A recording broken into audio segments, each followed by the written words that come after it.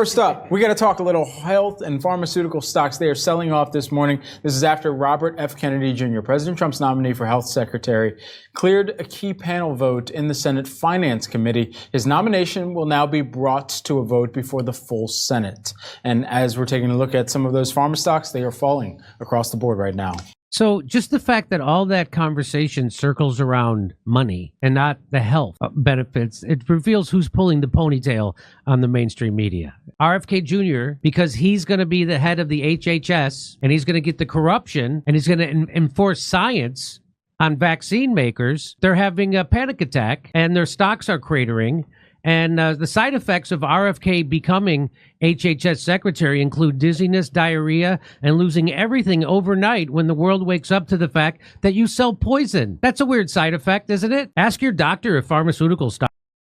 小红书 Wilson is alleging that Dr. Fauci mismanaged the pandemic, made misleading statements, and suppressed scientific debate. Dr. Fauci has repeatedly denied any allegations of wrongdoing, calling them absolutely false. And remember, whenever the accused claims that the charges against him are preposterous, that translates into, oh shit, they found out. Because it looks like Tony Two Masks might wind up in the big yard after all. State laws are awaiting him, just like Elliot Ness busting Capone for tax evasion. I'll believe it when I see it. I'll believe it when I see it. I think he looks pretty confident because, let's face it, we already know all his crimes. So are you going to look into it, are you? And the news still won't tell you what his crimes were. But if Fauci thinks this is ridiculous.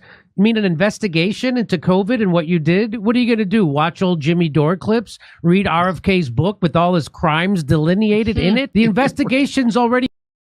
小红书 Tulsi Gabbard and RFK Jr. on Tuesday cleared crucial hurdles toward winning Senate confirmation, handing President Trump a key win as he looks for an early display of loyalty from GOP lawmakers.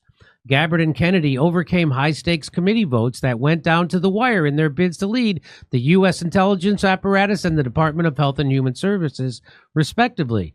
Skeptical Republicans on each committee made the decision to back them in the final days before the votes after Trump officials, including Vice President Vance and other GOP leaders, cajoled them into maintaining an unblemished slate of nominees who have gone through the committee process.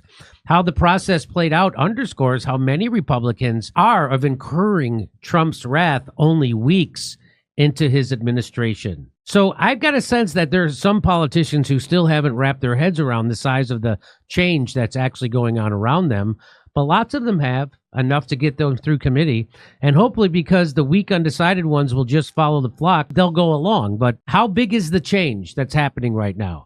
Well, it's bigger than the top of Jaden Smith's head at the... 小红书